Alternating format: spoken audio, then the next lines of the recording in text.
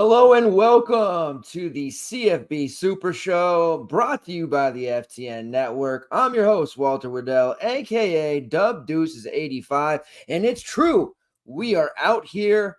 It is our final college football conference preview show of the offseason, and that is because we are less than just 12 days away from week 0 football, which means this time next week, we'll be in the FTN Discord talking about college football slate for week 0 from a DFS and betting perspective. Lots to do tonight. We are going to be covering the SEC. It is a massive conference, one of the best in all of college football, as we know. Couple of things for next week that you can expect. 3 different super shows next week. Next Monday night, that is going to be our final button up for the offseason into the new season. It's going to be a prediction show. We're going to give out any futures, that is, wins, conference winners, Heisman winners, individual award winners, and the like, all of that. Then we'll be back Thursday night, our flagship show, which we do every Thursday. Be joined by my co-host and partner in crime, Jake Kuchek. That'll be our breakdown of the main slate for Saturday each and every Thursday. Just happens to be the week 0 lone slate. And then myself, Saturday morning, flying solo, the Super Show live Q&A. You guys know it. You guys love it. It has been one of the more popular shows on the network, and especially a Super Show related episode, the live Q&A. That takes place every Saturday morning, 8 a.m. PST, 1 hour before lock, rehashing our plays, giving you any depth chart changes, late breaking news, injury stuff, anything at all, and also answering your questions, this player or that player, all of that good stuff. We'll be continuing to do that. So that will be next Saturday, 8 a.m. PST, 1 hour before lock. Next Monday's preview / prediction show will be at 9 p.m. PST. That's midnight on the East Coast. And then next Thursday, 9 p.m. PST, midnight for y'all. And of course, if you can't watch it live, you can see it on demand. And we also run the show live on Twitter. Now, typically, you'll see this taking place right now, not only on YouTube, but also on Twitter /X. Unfortunately, I was the one who set up today's episode, and I made a mistake by tying it to the old Twitter account. So it's not playing live there right now, which harms our live audience, but that's okay. I know you guys will be watching it on demand and supporting the SEC preview show.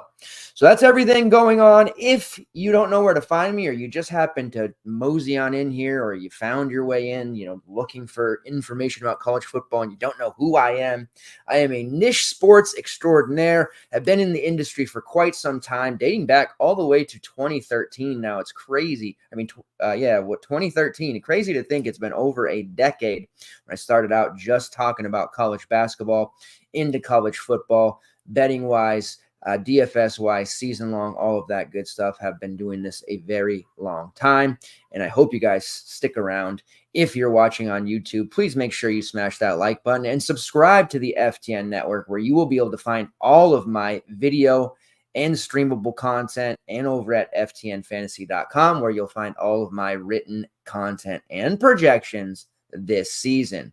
All right, let's get into it. Let's go. SEC preview show. Let's talk about it. All right, we're going to start with Alabama. We're going to do what we have done all summer long. Going to reference win totals from FanDuel. Now, we just recently, a day or two, released the FTN power rankings, the 2024 college football power rankings.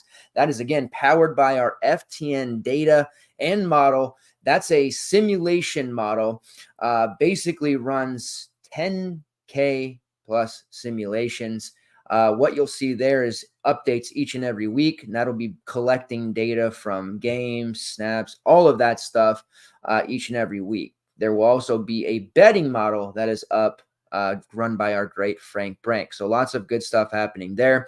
There's tons of free content up right now. You can view those power rankings on the fantasy, ftnfantasy.com site right now, on the Twitter account at FDNFantasy or at Dubdeuces85, which was my personal account, and also have released a free article naming 3 teams who I think are extraordinary value per our model compared to what their win-loss totals are at the books. All right. So with that being said, we're going to start with Alabama, the Crimson Tide. Projection of 9.5 wins on FanDuel. That is pretty solid. Definitely think this is a team in the expanded playoff. It would be a huge collapse if they didn't make it. 10 wins seems like a reasonable mark. Now, anything below that or even below a semifinal or title game appearance is going to seem like a major letdown. And this is what life's going to be like for first-year coach Kalen DeBoer, who absolutely detonated during his time at Fresno State. And, of course, we know he was an absolute game changer at the Washington University. The Dogs, the Washington Huskies, you know all about it. There you go. The last time Nick Saban wasn't in charge of this Alabama program, let's put this in perspective, it was back in 2006. Long time.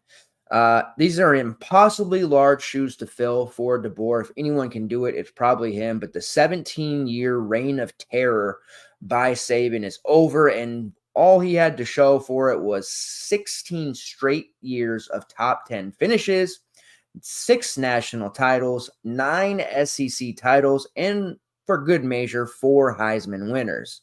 Ridiculous. Kalen DeBoer, I wish you all the best. I was a little angry at first. I've come to terms with it. We'll see how things go. Perhaps we will meet in the expanded college football playoff. With Alabama, what to know about this program? Bama's O-line is going to be elite. How elite is it going to be? Well, let's talk about Notre Dame for a second. We know that Notre Dame's offensive line has been an absolute gift when it comes to DFS purposes. Running backs for Notre Dame have been an absolute lock and load for years. Don't know why Audric Estime didn't have a lot of ownership last year, but he did us right very, very often. And this Alabama team is going to have a rock-solid O-line in the mold of Notre Dame. So running backs are going to thrive in this offense. The problem is there isn't necessarily a name brand running back that we'll be able to look to or attack right away, but somebody's clearly going to emerge.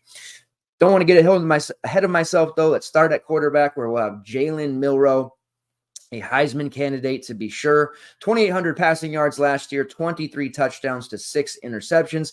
He also showed off that dual threat upside, rushing for 531 yards and 12 touchdowns. That is where he paid the bills.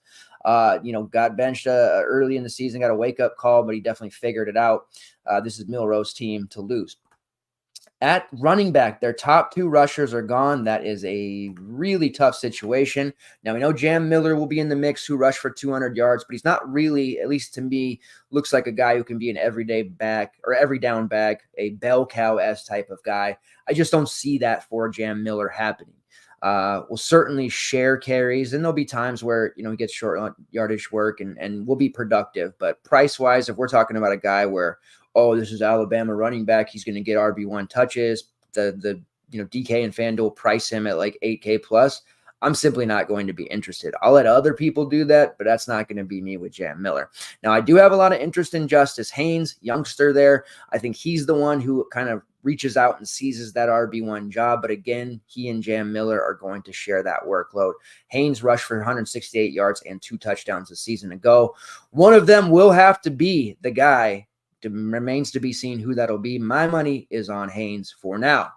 At receiver, only 1 returner who caught more than 15 passes and only 2 who caught exactly 15 passes or more. That being Kobe Prentice, who caught 18 passes for 314 yards and 2 touchdowns, and Kendrick Law, who caught 15 passes for 135 yards. So those are their top 2 returners, statistically speaking. Prentice, there's upside there. There's a couple of freshmen who will be factors, Caleb Odom and Ryan Williams. I like Caleb Odom a lot. I think that's going to be a player we're talking about quite often. And then they do bring in Jeremy Bernard, a UW transfer who was highly productive last year, 34 catches, 419 yards, 2 touchdowns. Also had 13 carries and 2 touchdowns on the ground. He's a versatile player. And one thing I can say about Jeremy Bernard, because I saw him often as a Husky fan and up close, he is a very, very fast football player. At tight end, you have another UW transfer in Josh Cuevas, who had 4 catches for 164 yards and a touchdown. He just had a huge banger of a game last year. And then CJ Dripbray, 11 catches, 187 yards, no touchdowns. Not a lot to get excited about at the tight end spot there for Bama. Hasn't been really a position that we've looked to for DFS over the last 2 seasons at least, but definitely going to be some high value DFS targets here. I do foresee myself being in a position where I'll be recommending a lot of naked Jalen Milroe. I think with his dual threat upside and a definitive hole in the running game, we could see a lot of Milroe action here where he's racking up 80 plus rushing yards, 250 plus passing yards. We'll see how that goes. And the development of guys like Caleb Odom and Ryan Williams. All right, moving on to the Arkansas Razorbacks, which a total here on FanDuel of 4.5, just 4.5 wins. This is the 5th year for Sam Pittman as the coach, and he's absolutely on the hot seat. And he's a desperate man. So he's bringing in 22 transfers and also Bobby Petrino. Say what you will about Bobby Petrino. He's been around the block. He's left in the night. He's been all over. But he's coming in as the offensive coordinator. And this is really the last-ditch effort for Coach Pittman to save his job. Now, KJ Jefferson, he's off to UCF. Probably best for both the program and the player to split. We know Jefferson is a absolute beast, statistically speaking, but him and the program just couldn't string together enough wins, at least last year. They do bring in the Boise State transfer, Taylon Green, who is an elite speed dual threat quarterback. This is easily one of the fastest quarterbacks in the country. 3,800 passing yards and 25 touchdowns in his 2 years at Boise State. He was actually there for 3, but played for 2. And over 1,000 rushing yards and 19 rushing touchdowns. So he will fit right into this offense, operating as a dual threat like KJ Jefferson. And I do feel like Taylon Green will give us some real value opportunities in that he's going to be probably slightly underpriced, a lot like Jefferson was. And I think people will be a little gun shy because people tend to get a little bit starry-eyed when it comes to Milroe and some of these other quarterbacks, and they're looking to these teams with the higher totals. Razorbacks, a low win total, probably not expected to score a ton of points, but when you really dig in here, they have the pieces to be a really solid offense. So I think Taylon Green is going to be a sneakier option for us, at least early on the first 4 or 5 weeks of the season. At running back, they do return Rashad Dubinian, 260 yards last year, but the name to know here is Jaquinton Jackson, Utah transfer who rushed for 800 rushing yards and 4 touchdowns last year. He did score 9 touchdowns in 2022 and will have the opportunity to score 10 plus in this offense as the bona fide RB1. I think we're talking about a real true bell cow-esque back, although Taylon Green is going to get a lot of opportunities to run as well. Dubinian more as just a, water break type guy. I don't think Rashad's going to have a ton of work there, depending on how the injury situation goes. Now, Utah's running backs last year was a nightmare, a mess. Health was a big thing. So having Dubinian around, having a dual threat like Green around, certainly going to help there if Jaquinton Jackson has any hiccups there with his health. At receiver, the top returner is Andrew Armstrong, 56 catches, 764 yards, 5 touchdowns. Now, I do think his upside is down goes down as a receiver with Taylon Green here. Green has always been a really high-level running quarterback. His passing development hasn't quite been there. I'm really intrigued to see how that works out for him. He has a receiver room with lots of talented guys, but I don't know that Armstrong will take advantage with his kind of, take the top off the defense type of ability that he has. So we'll see how that works out there, but I'm a little bit lukewarm on him until we see Green in action. Do have Tyrone Broden back. Also Isaac Tesla, 34 catches, 350 yards, 2 touchdowns. Broden 15, 109, and 3. Isaiah Satania, 15, 129, and 2. And the tight end, Luke Haas, who caught 16, 253, and 3. Haas is the one that I'll be looking to. You know my affinity for tight ends. I like to play 4 running backs. The rest of the industry hates it, says you shouldn't do it. And I like to play multiple tight ends throughout my various lineups. Not in the same lineup usually, but I typically do play a tight end in my main lineup quite often, which is another thing that you will see people kind of talk against. I do see Luke Haas as an ideal pairing partner for Taylon Green early as a safety valve. Now, it's really easy. It's lazy for me to sit here and say tight end, safety valve, baby blanket, whatever, but that's truly going to be the case here with a quarterback like Taylon Green. They also bring in transfer from South Florida, Caffrey Brown, 27 catches, 435 yards, 5 touchdowns. Definitely another intriguing weapon into this receiver room. There's talent here. Can Taylon Green throw the football? I guess we'll see. The Auburn Tigers, 7.5 wins. I'm on the fence with this one. I feel like the Auburn Tigers total might be a little bit high here. I think 7 is probably the max. Hugh Freeze in the house, second year, but it feels a little bit like a transitional year for Auburn. Peyton Thorne is still the quarterback, which I'm not that excited about. Did throw for almost 1,800 yards, 16 touchdowns at 10 interceptions, rushed for 515 yards and 3 scores. So the dual threat upside is there, but still Peyton Thorne does not strike fear in anyone. At running back, they do return Jarquez Hunter. He is our guy. 900 yards and 7 touchdowns last year, 18 catches for 118 yards. They're also returning Damari Alston, who rushed for 320 yards and 2 touchdowns as well. Now, the receiver room is revamped via the portal and also some fairly high-level recruiting. This is as good as the receiver room has looked in the past couple of seasons, and there's been some pretty solid names that have come through this program over the last 2 or 3 years. Keandre Smith-Lambert transfers in from Penn State, 53 catches, 673 yards, and 4 touchdowns. Robert Lewis, who transfers in from Georgia State, 70 catches, 877 yards, and 7 touchdowns. Those are the 2, 1 and 2 there for Peyton Thorne. Really a big fan of Robert Lewis. Smith-Lambert, I think he might struggle a bit in this conference at first, but definitely some name value there that has shown productivity in the past. The blue chip freshman names to know, Cam Coleman and Perry Thompson. Those are 2 who are going to compete and be factors here right away, especially Cam Coleman. Then you have Sam Jackson, who was formerly of TCU and Cal. He's converting from quarterback to wide receiver. So if you recognize that name, he was a member of Cal. He did play quarterback last year, but making the move to wide receiver. He's a versatile type of player, and they're looking to get him the ball in a myriad of ways. And then the leading pass catcher last year, tight end Rivaldo Fairweather, he does return. 38 catches, 394 yards, and 6 touchdowns. Definitely a guy who will have some viability there, especially if he's close to min price when we roll into week 1. The Florida Gators, 4.5 wins. Oof. The mighty Gators, how far they've fallen. Billy Napier, it's his 3rd year. Only 3rd year. And the seat is just on red hot fire, as Dylon would say. This is no joke. I don't think he's going to survive this year. The schedule that Florida has is absolutely brutal to the point where they might not even get to 4 wins, let alone 5. Games against UCF, they're going to be a pissed off UCF team. Let's be sure about that. Georgia, it is a home game for them, but Georgia at LSU, oof. Home game against Ole Miss, and then road games against Texas and Florida State. I don't see any wins in those games at all.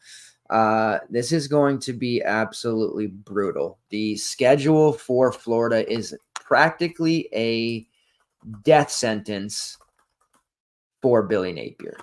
I want to pull up some more here. And then they do start the year off with a home game against Miami, the Hurricanes, who I did feature in the free article today with the FTN data power rankings as a team I see winning 10 games, going over 9.5. A very important game there for them against Florida, but Florida is going to really have a rough go. That doesn't mean there isn't fantasy viability. And at the end of the day, that's really what you're here for, isn't it? Graham Mertz is back as the quarterback, 2,900 yards, 20 touchdowns to 3 interceptions. He also rushed for 4 touchdowns. Not particularly exciting, but Graham Mertz is there. He's a guy. At running back, we have a true stud in Montrell Johnson, 817 yards and 5 touchdowns. He also caught 30 passes for 236 yards and a touchdown. I expect a huge season out of Montrell, even though the Gators may not put a lot of W's in that column. I'm expecting 1,000+ yards and really to be a every week main team staple type of play. You also have Trayon Webb back, who has upside, rushed for 163 yards last year and 2 touchdowns, but make no mistake, this will be the year of Montrell Johnson for Florida. And if they get into a situation where they're behind, they'll be behind a lot. Montrell's shown he can produce as a pass-catching receiver out of the backfield. PPR, DK, let's do it. At receiver, talent brought in. Somebody that Graham Mertz is familiar with, Shamiri DK from Wisconsin. A down year last year to be certain, 19 catches, 328 yards, and a touchdown. In 2022, though, 47 catches, 689 yards, and 6 touchdowns, and that was with, you guessed it, Graham Mertz. They also bring in the stud Elijah Badger, who was at ASU the last couple of years. 65 catches, 713 yards, and 3 touchdowns last year. You go back to 2022, same thing, 70 catches, 866 yards, and 7 touchdowns. Badger played the 1 year with Jaden Daniels. Without him, his numbers went down, but still produced quite well, and I think he's going to be very solid. Also, a player that the DFS community fell in love with for a few weeks last year as a value play, Eugene Wilson. 61 catches, 538 yards, 6 touchdowns. Not a big yardage guy, but PPR-wise, he was racking up points until his price corrected. At tight end, we're looking at Arliss Boardingham, 26 catches, 289 yards, and 4 touchdowns. So the takeaways here for Florida, Billy Napier is going to get fired unless a miracle happens. West Virginia pulled out a miracle to save their coach's job last year. Montrell Johnson is going to be a 1,000-yard rusher. And I think this receiver room will certainly be in play one way or another. The Georgia Bulldogs, the odds-on favorite to win the conference and make their way through the expanded playoff onto a probable and possible title. However, Kirby Smart in his 9th year has his work cut out for him a little bit because they're losing some very high-powered pieces. He gets the benefit of the doubt. They're 86-11 since 2017 under Kirby Smart. He is a guy. Carson Beck is back to run the show at quarterback. Nearly 4,000 yards last year. 24 touchdowns to just 6 interceptions. Efficient. 116 rushing yards and 4 touchdowns. The problem with Beck last year is Georgia gets involved in so many games where it's a blowout. He doesn't get to play that fourth quarter, and a lot of the second half ends up being a wash for him as he has to get most of his production in that first half. So a lot of times he just didn't pay off. Had Georgia been in more competitive games, I think you would have seen him flirt with 35, 40 touchdowns potentially. Could this be the year? Possibly, but he's definitely going to be a viable high floor type of quarterback, but I'm not looking to pay $9K plus for him right away, especially on slates where there are dual threat options. Not telling you anything you don't already know. At running back, they pilfered the Florida back Trevor Etienne, 700+ rushing yards in back-to-back seasons for Etienne, 21 receptions for 172 yards last year as a receiver. He split that time with Montrell Johnson. You see both of them eclipse 700 yards. That's why I'm so high on Montrell, and you have to be really high on Etienne. Georgia historically has had a committee backfield. They've had some real big talent. They send everybody to the NFL there, it seems. But looking at this running back room, Etienne's going to have an opportunity to really get a lot of touches and thrive here in this elite Georgia program.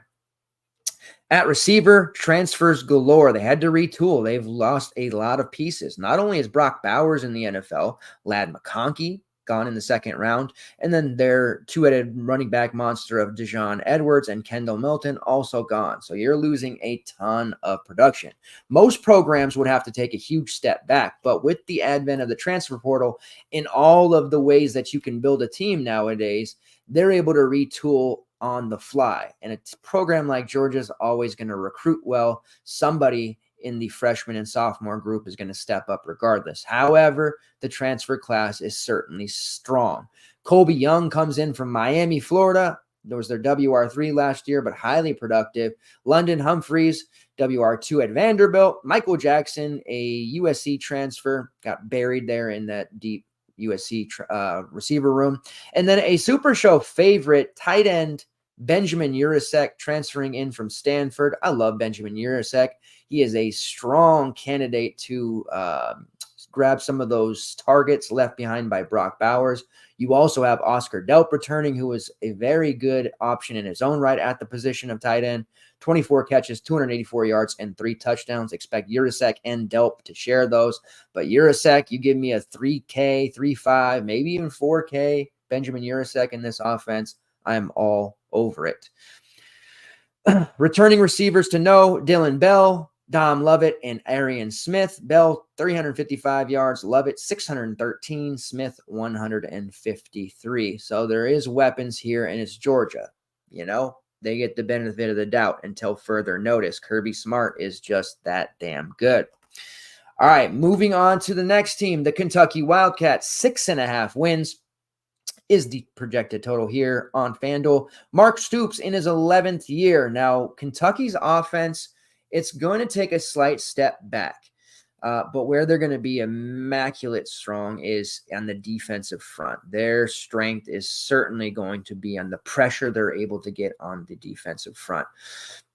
So Kentucky's going to be in games. They're not going to be like an Iowa team that can't score, but defensively they're just amazing. Like, they're going to be able to score, but they're going to be in some physical battles. And their defense is going to hang around and keep them in games. The offense has to produce. And at quarterback, they have a trio of transfers coming in. Brock Vandegrift, formerly of Georgia, Gavin Wimsatt, who is at Rutgers, and Bo Allen, who started his career at Kentucky as a clipboard holder, went to Georgia Southern as a clipboard holder, and now he's back to Kentucky to likely be a clipboard holder. Vandegrift, the inside track there. Wimsatt has a little bit of rushing upside, but overall, no one to get excited about in the QB room, and that's where I believe it'll take a step back. Chip Trayanum comes in from Ohio State. We love Chip Trayanum. 373 yards and 3 touchdowns last year. Also have Demi Sumo in the mix there to get RB1/RB2 carries. 305 yards and 3 touchdowns in 2022 with NC State. Didn't work out last year. Injuries, banged up, other guys getting the rock, that kind of thing. He has an opportunity to get a lot of carries here, but most likely looking at a split backfield. At receiver, we have a stud, Jamori Macklin, who started his career at Missouri, as a lot of Macklins do, but at North Texas last year, where he caught 57 passes for 1,000 yards and 11 touchdowns, so expect him to be one of their primary options. But they also have Dane Keyback, 42 catches, 636 yards, and 6 touchdowns, and Barian Brown. A lot of people like Barian Brown, 43 catches, 539 yards, and 4 touchdowns. And another transfer, Fred Ferrier from UAB, 18 catches, 266 yards, and a touchdown. So the Kentucky receiver room is rock solid. But who's going to throw them the football? That is worrisome for me. The LSU Tigers, 9.5 wins. Agreeable. 9 to 10 wins should happen. Brian Kelly in year 3. Time is going by so fast. He has won 20 games in his first 2 years, and they made an SEC title game appearance. Brian Kelly, say what you will about him and his dancing ability, the guy can obviously coach. At quarterback, it's going to be a major stylistic change. Jaden Daniels is off to the professional level that they call the NFL, so Garrett Nussmeier will be the guy. And like I said, a completely different style of quarterback who has shown virtually no mobility. He did throw for 591 yards and 4 touchdowns in parts of games last year, but he's going to be more of a pocket passer type of player. Perhaps he'll surprise with some rushing ability, but this is just going to be a complete overhaul. At running back, there isn't any names that I'm really truly excited about. They are a predictably crowded room, as they've been over the last couple of years. Josh Williams and John Emery are back. John Emery has been in college, it feels like forever. It's only going to be his 5th season. I would have sworn it'd be 8 or 9 by now. He's rushed for 1,000 yards across those 4 seasons. Injuries, he's been plagued with inability to stay healthy, crowded running back room. ineffectiveness, this, that, and the other. Josh Williams rushed for 284 yards and 5 touchdowns last year. Like his chances of stepping up there to get additional touches. And then you have the sophomore Caleb Jackson, who rushed for 165 yards and 4 touchdowns. He's going to get those extra chances as well. And then you have the freshman coming in, Caleb Durham, who is getting a lot of hype there in camp. At receiver, you have 3 main returners that you want to know about. Kyron Lacey, who will step into a bigger role, 30 catches, 558 yards, and 7 touchdowns.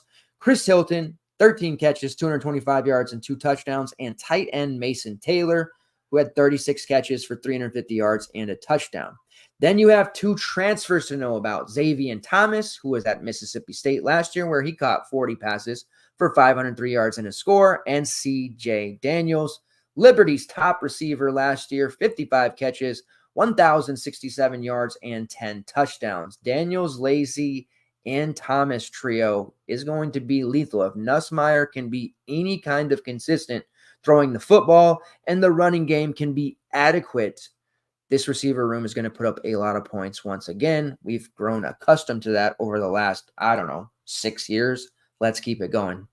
All right, moving on to Mississippi State, the Bulldogs. A total of 4.5 here on FanDuel. Not great, but it's first year for Jeff Lebby, and he has a true rebuild on his hands. Now, they went to the transfer portal, as many teams would do in this situation, to reshape and retool and build a new culture for Mississippi State.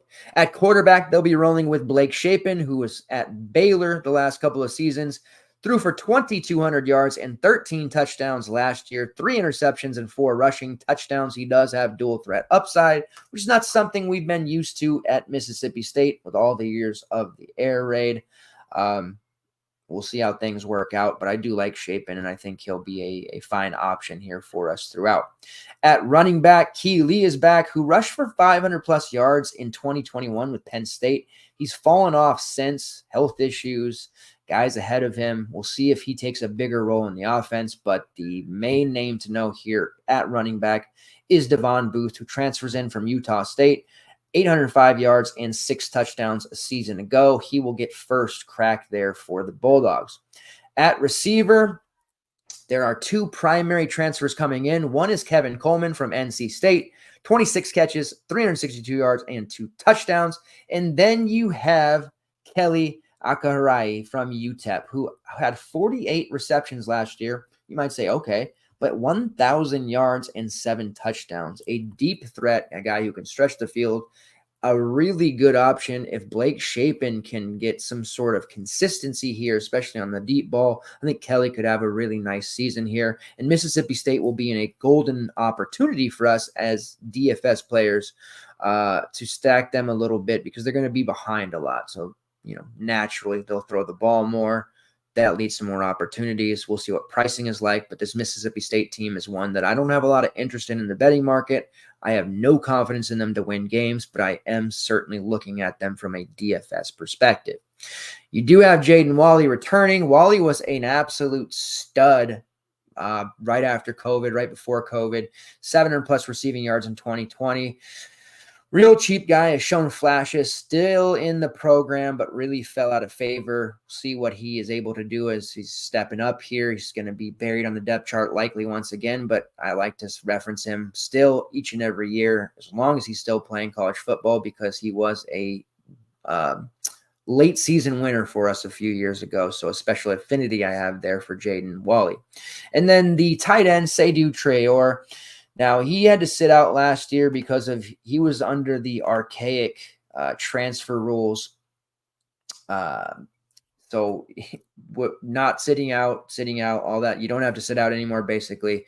He did have to sit out due to the transfer rule, so he didn't play. Last season, he did play in 2022 with Arkansas State. 50 receptions, 655 yards, 4 touchdowns. He's acclimating well. Certainly going to be a guy that Shapen looks to. Seydou Traore is probably going to be a player that we're talking about, maybe not often, but certainly going to be a highlight, especially if he's near min price there early on. I think he's going to be a guy that Shapen looks to early in the year. Missouri Tigers, 9.5 wins. They were also featured in the Power Rankings article that I released earlier today. I love this team. 10 wins plus. It seems like an inevitability. Elijah Drinkwitz is going to be an absolute just menace with this team. This is 5th year now. They should be a playoff team. Huge expectations with this program. Expanded playoff field. Let's see what Missouri can do. Brady Cook returns to man the ship there. 3,300 passing yards, 21 touchdowns and 6 interceptions. Also rushed for 319 yards and 8 touchdowns. And I think people forget that about Brady Cook, because most people look to him, okay, he's going to throw the ball 35, 40 times. You know, if he's this expensive price, what can we really get out of him upside-wise? And people don't seem to really make that connection that, hey, Brady Cook can run a little bit, and he's got that rushing touchdown upside in the red zone. So Brady Cook is a guy that we're going to want to feature a lot this year.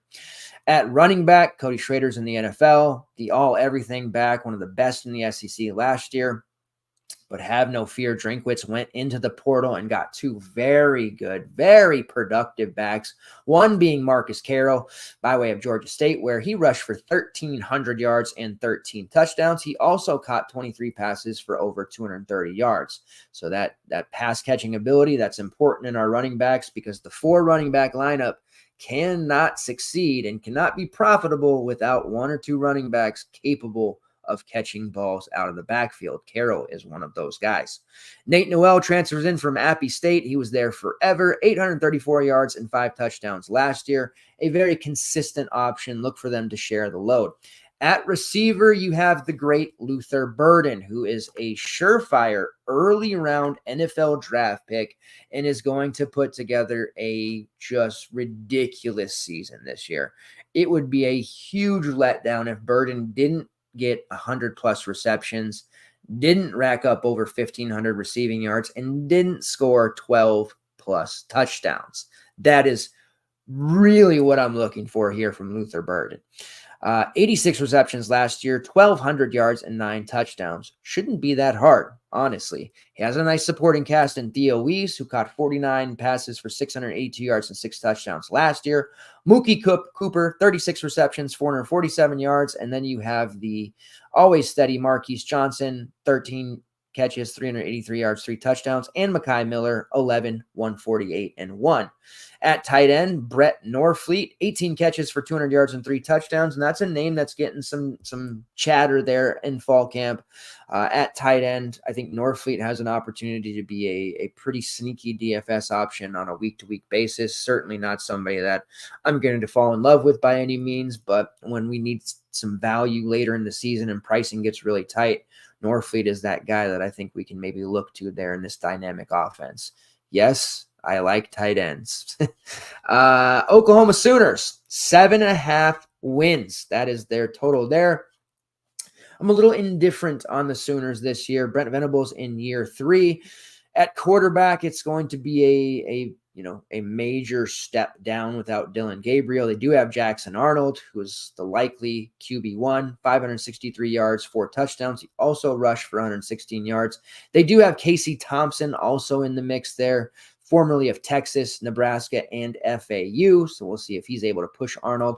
But where this team gets fun is in the running back room. Gavin Sawchuk, who was habitually underpriced last year.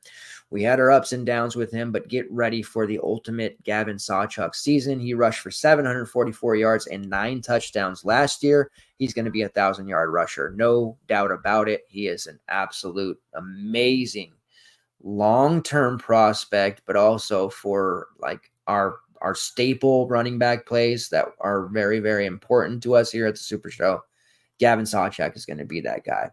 They do have Joe Barnes still there, another guy that feels like he's been around forever, but really hasn't. 519 yards in 2022. We'll see what he factors in there as a mix, but I really just want Braylon Allen level carries for Gavin Sawchuk. Give them all to Gavin Sawchuk, please, Mr. Venables.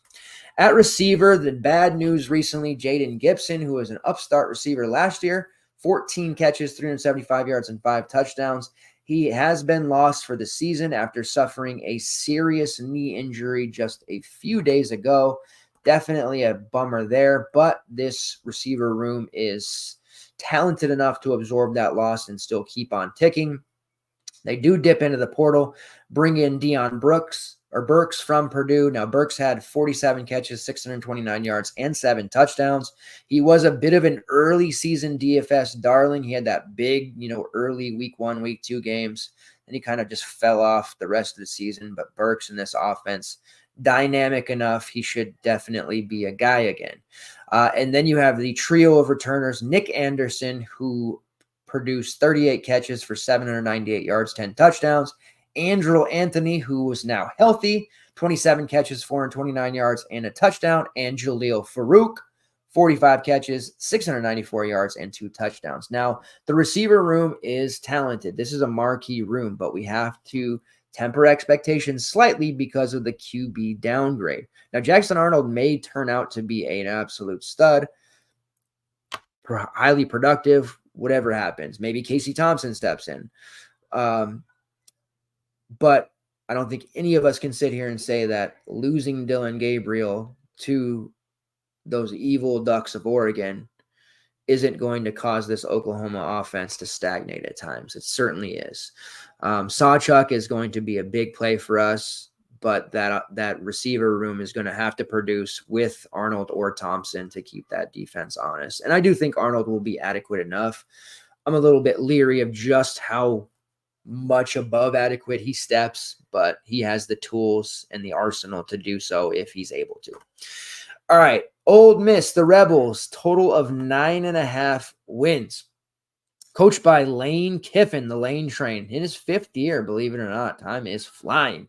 29-10 over the last 3 years, and Ole Miss, he led them to 11 wins last year, which was the first time ever. This is a great-looking team. On paper, they have ridiculous weapons in the skill positions. They have a great-looking quarterback, a dynamic offense, and a defense capable of causing problems. Jackson Dart is a very good quarterback, borderline great. When it comes to fantasy purposes, there may not be very many above him. 3,300 passing yards last year, 23 touchdowns, just 5 interceptions, so they put him in a position to be efficient. But he was also lethal in the mobility region, 389 yards, 8 touchdowns on the ground. So we have that dual threat there. We do lose Quinshon Judkins to Ohio State. That's a tough loss. Again, that's one of those losses where a lot of programs would take a huge step back. But Lane Kiffin has never been shy about just owning the transfer portal in a way that we haven't seen maybe since Fred Hoiberg at Iowa State, before the portal was really a popular thing. And he's bringing in some talent here that's going to be able to replace some, maybe not all, but some of that Judkins production. Now, Ulysses Bentley is still around, 540 yards, 4 touchdowns last year. He will be in the mix. And then you have a few transfers that we've got to talk about, one being Rashad Amos, who transfers in from Miami, Ohio, where he rushed for over 1,000 yards last year and 13 touchdowns. Now, Rashad has SEC experience. He started his career at South Carolina before absolutely detonating for Miami last year. Miami of Ohio. Then you have Henry Parrish, who transfers in from Miami of Florida, where he rushed for 600-plus yards in each of his 2 seasons at Miami. Prior to that, he spent 2 seasons with Ole Miss, so he's come home, back to Ole Miss. He followed his running back coach to Miami and now back to Ole Miss. That he must really love his running back coach because he's following him all over. So Parrish, Amos, and Bentley, that trio is a very solid group of running backs. I like Parrish quite a bit. I think he's the one that may be on the lower owned side of the group, but this might be one of those situations where if you're not playing multiple lineups and you're just trying to jam a single entry, you may have to stay away from this backfield because I don't know that it's going to be that predictable, at least early on. Now, at receiver, it's fun. And you have Jackson Dart, of course, who's going to be stealing rushing looks. At receiver, Juice Wells comes in, the South Carolina transfer, injured for most of last year. That robbed us of what would have been a huge year. But in 2022, 68 receptions, 928 yards, and 6 touchdowns. If we have a healthy Juice Wells for a full 12-plus games, there's no doubt in my mind that he won't be one of the best receivers in all of SEC. Now, he won't be the best because Luther Burden is alive, but he will be one of the best. They did grab a late transfer just in July. Micah Davis, who spent time at BYU, was with Utah State last year.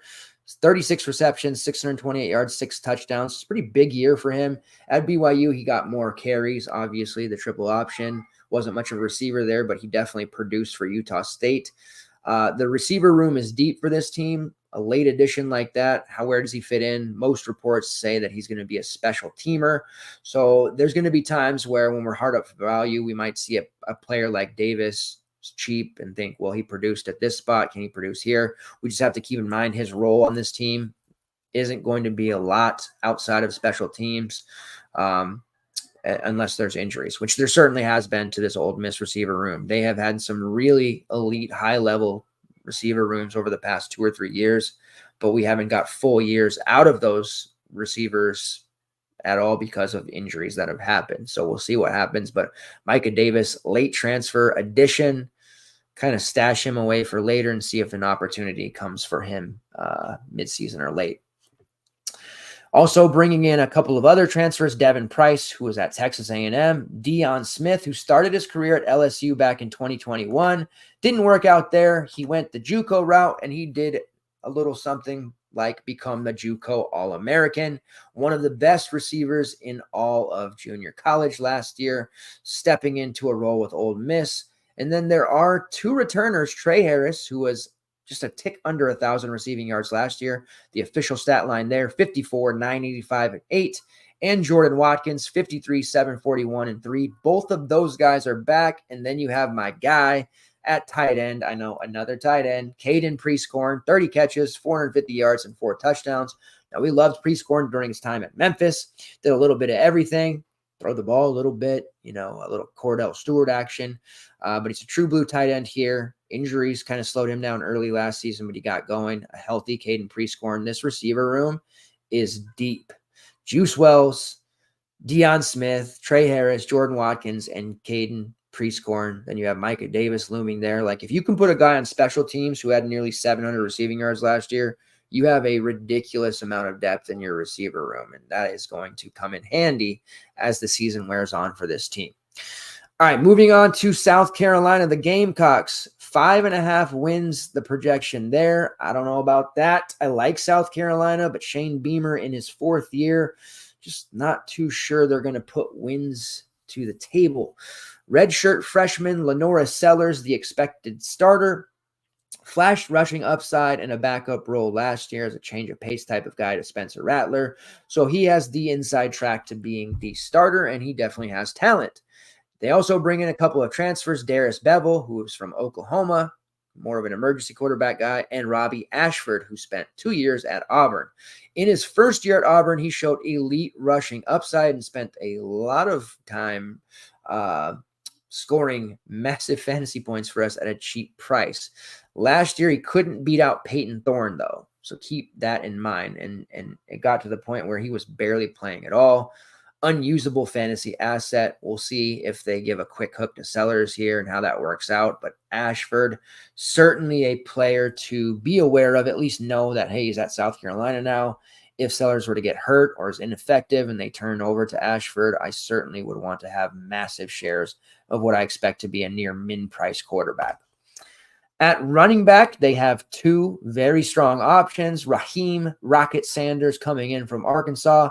Last season, completely mired with injuries, so we have to wipe that away, but he is only 1 year removed from a 2 years removed from a 1,400-yard season. 2022, over 1,400 yards, 10 touchdowns. He also had 28 catches for 271 yards and 2 touchdowns as a receiver.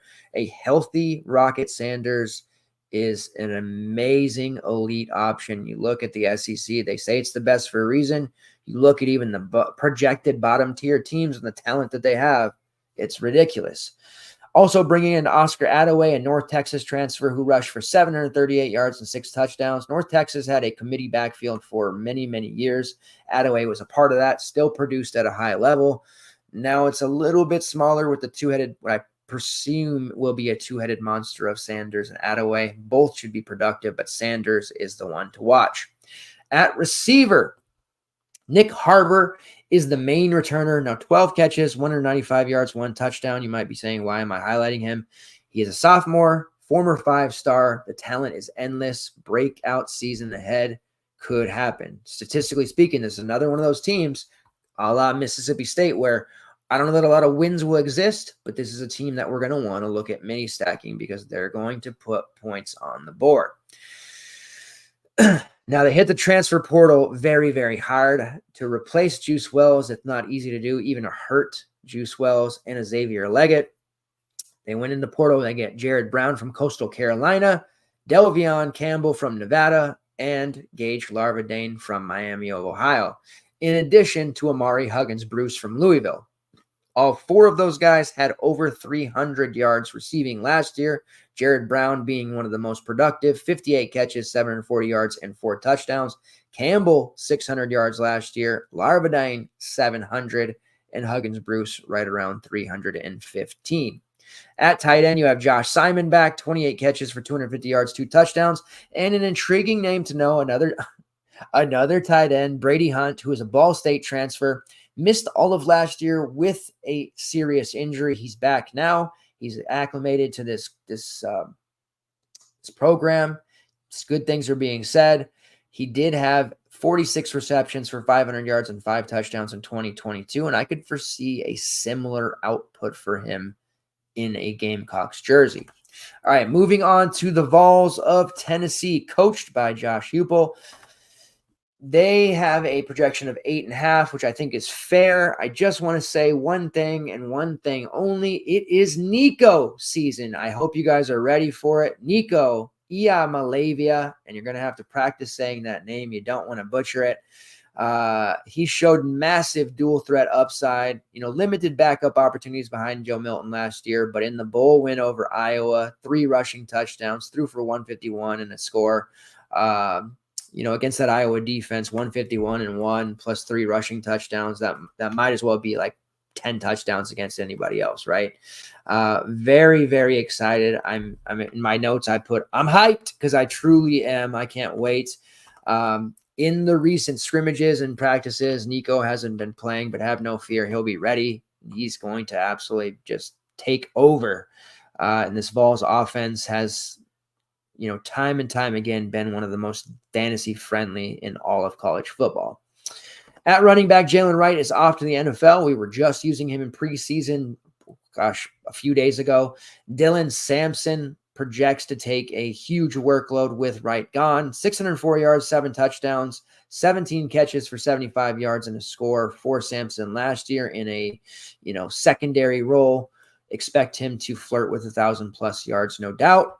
At receiver, the guy that's been tearing it up, at least the last 3 or 4 scrimmages that I've been reading about, is former Oregon transfer Dante Thornton. Thornton had a very disappointing campaign last year, 13 catches for 224 yards and a touchdown. Tennessee had some erratic receiver play. Milton, I know a lot of NFL guys are just enamored with him. He can throw the football over the mountains, and I get that. But accuracy was an issue for him, and it really led to some mixed results for that receiver group. But Thornton is a guy to look at because he's always cheap, or has been last year, and I suspect that'll be the same this year as people look to Squirrel White, Brew McCoy, we'll talk about in a second. But keep your eye out on Thornton because he is picking up steam as we head towards Tennessee's first game. Squirrel White, the top returner, 67 catches for 803 yards, 2 touchdowns. A lot of that had to do with the fact that Brew McCoy was injured after 5 games, though. So I do think Brew steps up and takes the alpha role kind of back from Squirrel White, but both will be solid. And we know this offense can support multiple receivers. It has each of the last few seasons.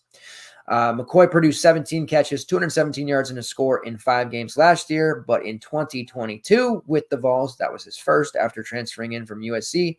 52 catches, 667 yards, and 4 touchdowns. So Brew McCoy, definitely a guy we're going to be talking about a lot. And not to mention they bring in Tulane transfer Chris Brazel, 44 catches, 711 yards, and 5 touchdowns. They lose our man Ramel Keaton, who is in the NFL now, but replacing him with Brazel, that is big time. And at tight end, Holden Stays, transferring in from Notre Dame. Stays definitely a guy to look at. 15 catches, 176 yards, 4 touchdowns.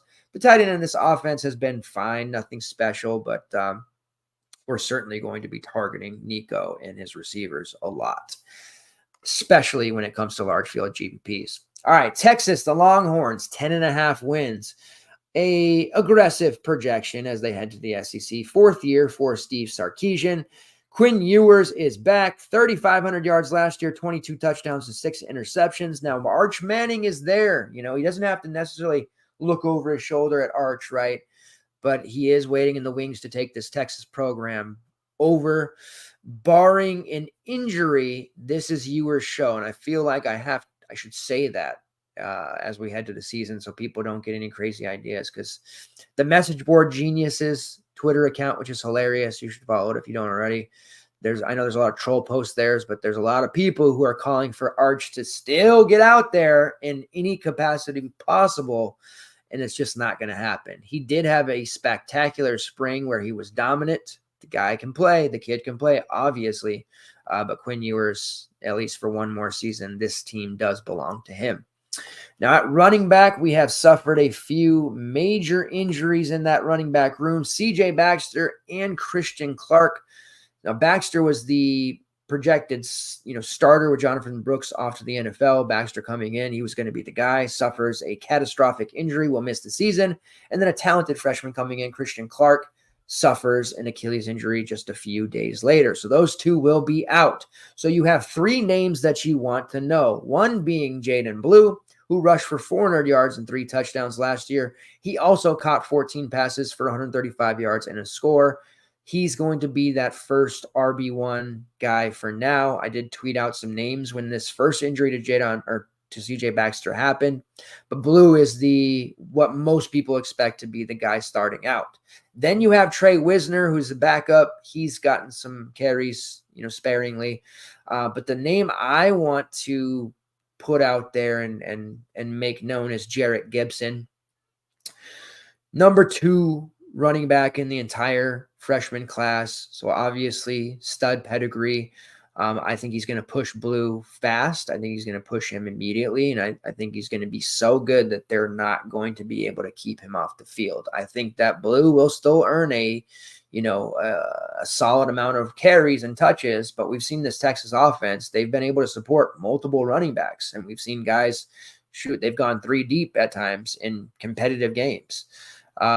So there's room for Blue and Gibson to succeed, but I think Jarrett Gibson is just too good to hold back for long. And I may be ahead of the curve there. I may be too early on him, which I'm definitely worried about, but there's going to be a big part of me that wants to use Gibson immediately in the first couple of Texas games. And I may have to control myself a little bit, but Jarrett Gibson is going to be a star. That much I know. At receiver, they have retooled there as well. A lot of new names. Most of their relevant receivers gone. Isaiah Bond transfers in from Alabama. 48 catches for 668 yards and 4 touchdowns. Additionally, Matthew Golden, who transfers in from Houston, 38 catches, 404 yards, and 6 touchdowns. Silas Bolden, versatile Oregon State transfer, 54, 746, and 5. Those are going to be the group that Ewers works with. Ryan Wingo is the top freshman, at least I feel. 4 catches, 81 yards, 2 touchdowns in Texas spring game. He's going to be a dude. He's going to be behind all those transfers at first, but there's going to be an opportunity for him to make some big plays as the season goes on. And at tight end, Amari Neblak, who transfers in from Alabama, and Gunnar Helm, 14, 192, and 2 last year in a backup capacity. Not as excited about the tight end position this year as we were 2 years ago when Jatavian Sanders first came on the scene. We were on that one early. But we'll see how it shakes out. Ewers has shown an affinity for the tight end. So one of Gunnar Helm or Amari Neblak will end up being fantasy relevant sooner rather than later. All right, let's move on here. We've just got a couple of teams left. Texas A&M, the Aggies, 8.5 wins there on FanDuel. Mike Elko in his first year. He's fairly instrumental in turning around a laughable Duke football team and making them respectable the last 2 years. When people think of Duke, they think of basketball. But the last 2 years, Riley Leonard and the Blue Devils football team, they were good. Certainly like Elko and think he can do a nice job with the Aggies. And they've already proven they have the money to spend and make a team very, very good. They spend all that money to get Coach Fisher out the door. At quarterback, we're looking at Connor Wegman, who in 4 games, nearly 1,000 yards, 8 touchdowns to 2 interceptions. The Connor Wegman season is here. The era is here. At running back, we're talking about a crowded running back room. However, just like Texas A&M has suffered a major season-ending injury to one of their key running backs. Reuben Owens will be likely out for the year after suffering a big injury in practice. So we have a little bit lighter running back room there for the Aggies, which isn't a bad thing for us as DFS players. I certainly don't want to see anyone get hurt, but that will make things a little bit easier as we navigate now through 3 guys instead of 4. Lev Moss, for my money, probably the best running back left in the room. 484 yards, 5 touchdowns last year. You then have Mari Daniels, 532 yards and 6 touchdowns. And then E.J. Smith, son of the legendary Emmitt Smith, who has spent the last few years at Stanford. He's transferring in. Versatile back. He can do a little bit of everything. The opportunity will be there for him. Remember, we thought E.J. Smith was going to be an absolute stud at Stanford last year. Very disappointing season as he just didn't get used in a way that we thought. So it was no surprise to see him get transferred. It was a little bit of a surprise to see him transfer to the Aggies running back room when they already had Moss, Daniels, and Owens. More of a luxury play there for Elko and the Aggies. But now that they lose Owens for the year, having Smith in their back pocket is going to prove very, very viable. At receiver, the 3 main returners, Ja'Day Walker, who I like a lot, 35 catches, 590 yards, 2 touchdowns. I do think Ja'Day Walker has a chance to be a star if Connor Wegman can translate what he did in those 4 games last year to a full season and that kind of efficiency. Walker could have a big year. We're talking 1,000-yard season type of year. Noah Thomas, 359 yards and 5 touchdowns. Moose Mohammed, 27 catches, 345 yards, and 2 touchdowns. So a nice group of returners there. Like that continuity. I'm pretty big on continuity, as you guys know. Transfer portal, they bring in Jacob Bostic from Iowa, bring in a receiver in from Iowa who really wasn't a factor. Okay. And then Cyrus Allen, who comes in from Louisiana Tech. 46 catches, 778 yards, and 4 touchdowns. That's a nice, solid piece there to round out their group. And then at tight end, they go to the transfer portal there as well. Trey Watson comes in from Fresno State, where he was fairly productive last year. 38 catches, 378 yards, and 4 touchdowns. And then Garrett Miller, longtime Purdue tight end. He transfers in after catching 30 passes for 243 yards and 2 scores. So I like that Aggies team overall. The only thing keeping me from hitting the over 8.5, which I think they're capable of winning 9+ games, is the fact that they play in a conference like the SEC, and their schedule has some pretty tough games on it. All right, we will end things with Vanderbilt, the Commodores, who have a total of 2.5 wins on FanDuel, and I'm not so sure that's going to hit. The under 2.5 wins might be scary, but I don't see a way where they eclipse 2. Clark Leah in his 4th year. You're Vanderbilt. You just dropped a bunch of money getting rid of Jerry Stackhouse in your basketball team. Football team hasn't been relevant. It's had a few pops here or there. So what can you really get there? So I don't think that the seat is hot for Clark Leah yet. He has made some nice additions. They were able to hire Jerry Kill, who was the coach of the last couple of years in New Mexico State. Now, New Mexico State, not known as a football powerhouse, and certainly didn't become one under Jerry Kill, but they became a very competitive team that won games, and that's really all Vanderbilt would be looking for. He comes in and joins Vanderbilt as a consultant, and he brought some of his players with him from New Mexico State, namely Diego Pavia, the quarterback of New Mexico State last year, who was the presumed QB1 for the Commodores. Last year, he threw for 3,000 yards, 26 touchdowns, and 9 interceptions. He was much more efficient than you probably remember, and he also rushed for 923 yards and 7 scores. A dual-threat quarterback in a Vanderbilt jersey, I can get down with that. They're going to be behind a lot, and Pavia has already shown he can get it done in a myriad of ways, but it's a lot different against an SEC defense. At running back, Cedric Alexander, that is a SuperShow favorite, especially Jake Kuchek. He rushed for 371 yards and 4 touchdowns last year, caught 18 passes for 133 yards. I like Alexander's chances of eclipsing 600 rushing yards. Having Pavia around as a dual threat doesn't help him, but I think it's a more clearly defined pecking order this year. Alexander, another year older, should be the RB1. They also bring in another New Mexico State staple in Jamani Jones. He rushed for 300-plus yards in back-to-back years with Jerry Kill. So just a familiar face coming in there to kind of get acclimated with the rest of the team. At receiver, your top 2 returners, Quincy Skinner and Junior Sherrill. Skinner, there's a chance for him to be somewhat viable as a DFS asset. 20 catches, 204 yards, and 3 touchdowns. The portal was open for them as well. Jeremiah Dillon, who they bring in from Ole Miss, and Loic Fuanji, who spent the last few years at Texas Tech. Fuanji wasn't great last year, kind of fell out of favor. The receiver room was so deep for Texas Tech, literally 9-10 guys. So he just didn't play a lot, didn't get a ton of snaps. But in 2022, when he did play more, 34 catches, 451 yards, 3 touchdowns. He has an opportunity here to rise to the WR2, maybe even WR1, which on a Vanderbilt team could actually be a valuable thing due to the fact that they're going to be behind so much. So that is the SEC preview. We did it in just over an hour, sped through that one. I appreciate everybody who is tuning in live late past midnight on the West Coast, very late for those of you on the East Coast.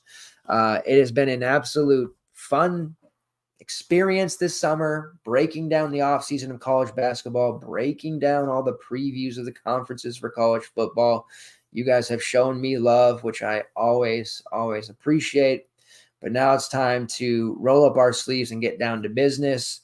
The summer break is just about over. Now it's time to get into that weekly grind of college football.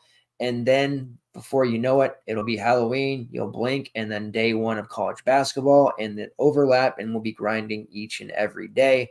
And we have a lot of excellent and great tools for you to use this season to up your game even further, in addition to what I believe is the best Discord in the industry, most active, and the greatest community on the planet. Let me tell you, we are going to have our best year yet in both college football and college basketball as a collective group. Now, before I go, I do want to bring up the college football schedule here. So we know we have week 0 on August 24th. So I'm just going to pull this up real quick. It's not going to be a huge slate by any means. Flagship game there being the Florida State Georgia Tech game. Let me just get this pulled up. Got that Delaware. We got that Hawaii love. You guys know on the late night slate, we got Hawaii and they're playing Delaware State. So that should be fun. But what equates to a 4-game slate. So we'll see how that works out. We had that great, experience with San Jose State last year in week 0 with Nick Nash. The way it's spaced out this time is a little different. So we'll have that week 0 slate. And then we jump into a Thursday slate the following week, Thursday, August 29th, which is a rather big slate, 10-plus games. Now, I don't know if they're all going to be on the slate because some of them are like, New Hampshire versus UCF, Howard versus Rutgers. Like, we're probably not going to get some of those games. But North Carolina at Minnesota, right? That's going to be on there. Coastal Carolina versus Jacksonville State, that'll be on there. Probably we'll get Sacramento State versus San Jose State because we have in the past. So there's a lot of lesser tier games. Then we have a slate on Friday, which is going to be a 1, 2, 3, 4, 5, 6 gamer. And then we'll have our usual main slate, Saturday afternoon slate, late night slate, all of the slates. And we will be covering all of them. A little bit different with content this year. potentially. We're still working some things out. We are going to have a dedicated article for any large slate. Still, you're going to get the main coverage in a article form for Saturday, and then you'll get the night slate breakdown for Saturday as well, and then any large slates that are Thursday, Friday. Now, as we get deeper into the season, we have the 2-3 gamer showdowns. There will be mostly Discord coverage there, and there will still be shows on Thursday and Saturday. On weeks where we have massive games on Thursday, Friday, there will be shows pushed back in on Tuesday, Wednesday, and Thursday to cover them all. That is my pledge to you. I will not leave you in the wind. I will not leave you without content. I will not leave you without the opportunity to be a competitive DFS player and sports bettor. That is my pledge to you this year. I always try to do right by the community. You guys have done right by me. Continue to show that support, show me love, and we are going to have, again, the best season we've had yet in over a decade. Let's do it. Thanks, guys. Appreciate it. And I'll be back Monday night, 9 p.m. PST, breaking down any futures that we like, talking about rankings, rapping about college football. The time is now or here. Can you believe it? We are just over a week from those first batch of games. Let's get it. Take care, guys.